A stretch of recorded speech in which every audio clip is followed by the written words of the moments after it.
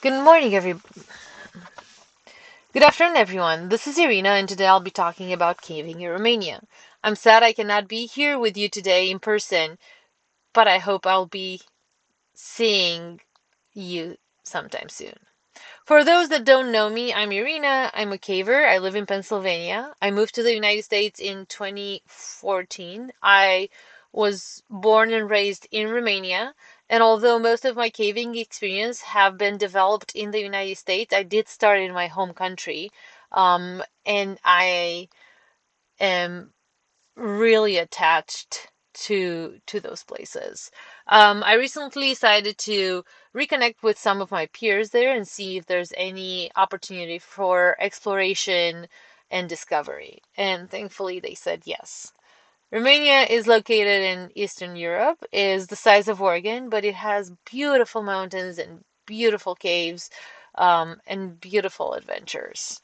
I'll be talking today about one cave in particular and our um, exploration and expedition there that happened last year in October.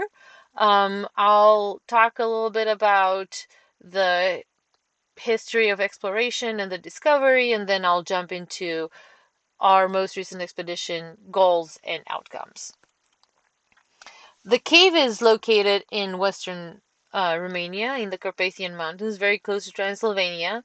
The area that you see on this map within the red box, that holds about 400 caves. The system that I'm talking about today is one of those.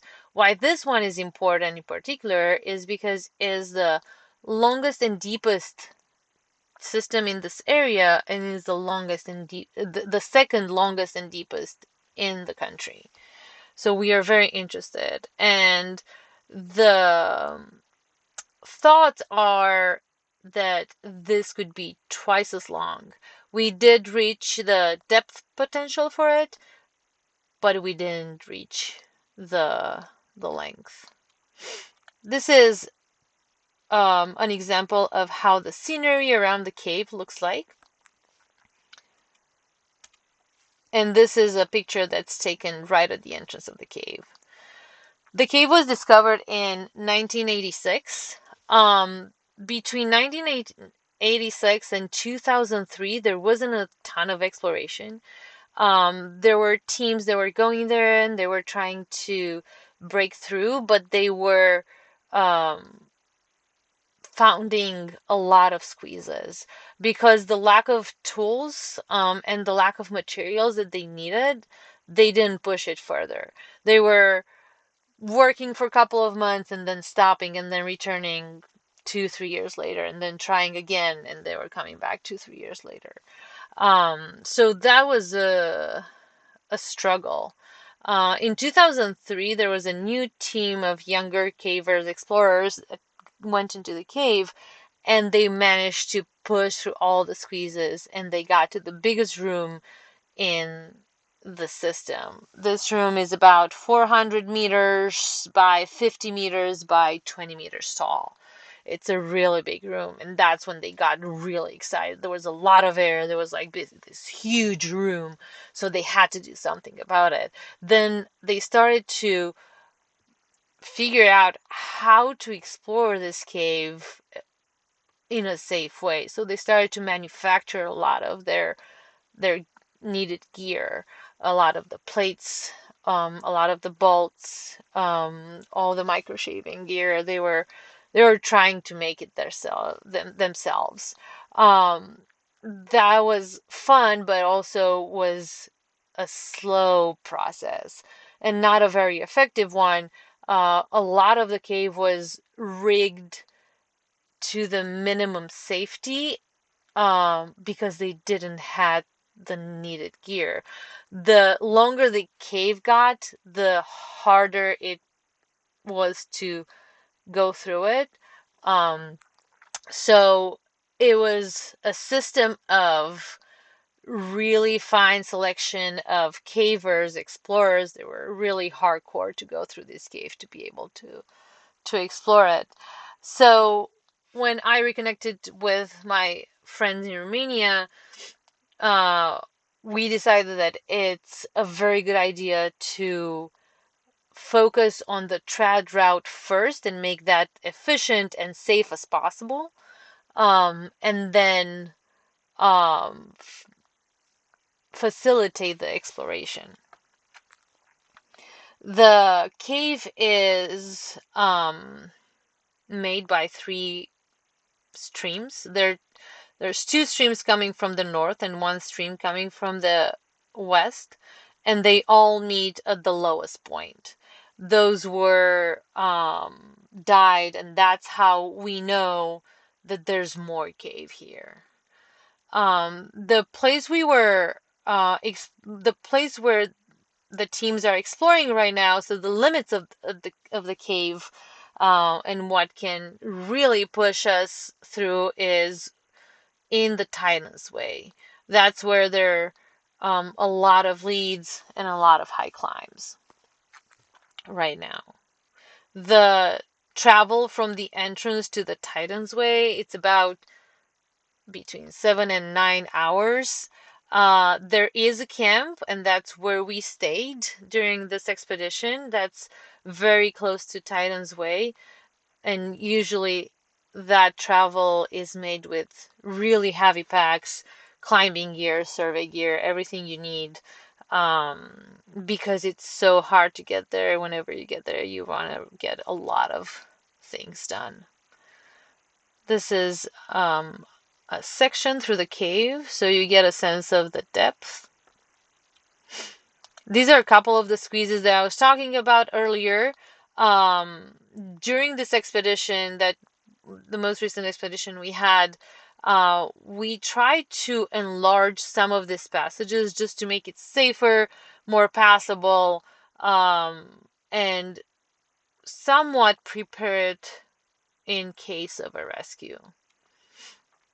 These are some pictures of the early explorers.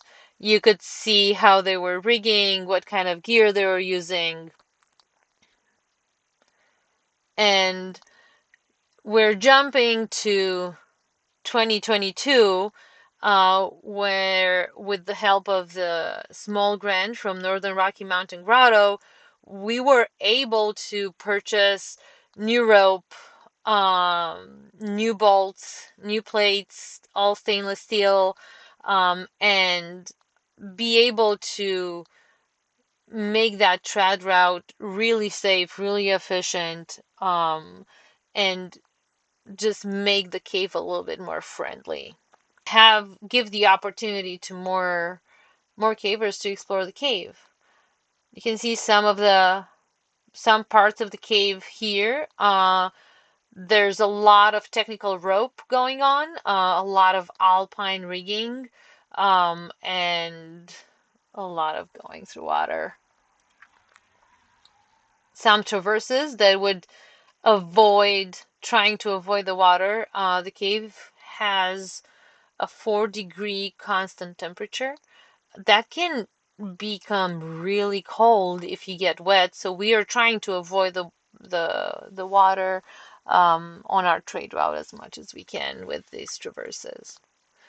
This is our camp for 4 days. We did a 5-day expedition. The first day was dedicated to improve the trade route as we were coming in, replacing rope, adding to the rigging as much as we can to make it safe and efficient. The next 3 days were focused on exploration, and then the last day was our day out. In this picture, you can see the bivouac that was our home for 4 days. Our expedition lasted 5 days. The first day was dedicated to improving the trade route as we were going into the cave. So replacing rope, adding to the rigging, cleaning, and just making sure, figuring out how to make it more efficient and more friendly. The next 3 days we spend in this area, like about within like half an hour to 2 hours away from the bivouac to explore. The two main goals we had there was a passage that was about half an hour away from camp that needed mapped. And there were a couple of leads that needed to be verified. And then the other um, goal was to do a climb in one of the big passages to see if we can pass a sump. The area that we were surveying, we managed to survey about 200 feet there.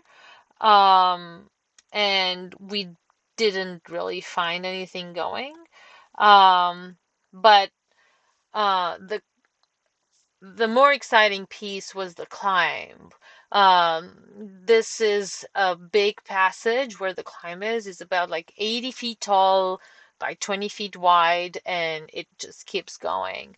The issue with it is that it sumps. So what we were trying to do is go above the sump and find a dry passage there. The climb here lasted about 2 days. It was about 70 meters tall, and we were trying to get to that dark hole up in the ceiling. And you can see in the left pictures two lights, and then the right picture is just the magnifying glass that's showing those two lights closer to you. Um, and that would give a sense of scale to this big dome. Unfortunately, we didn't find anything here either.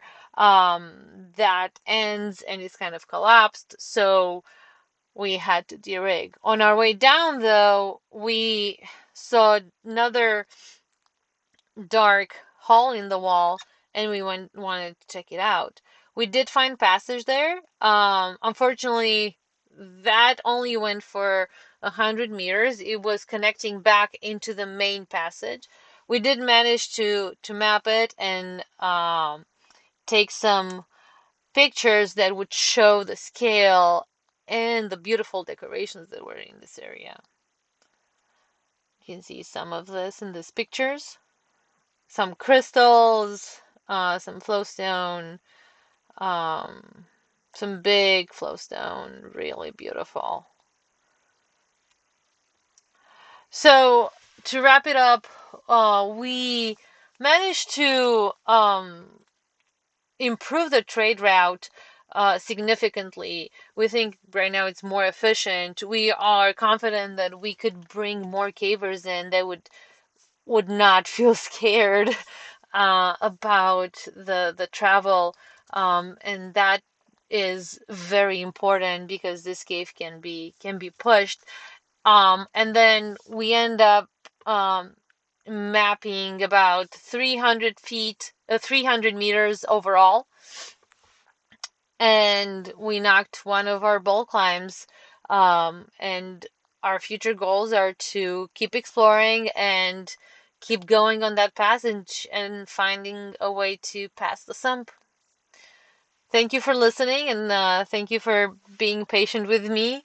I hope you have a wonderful weekend. Bye.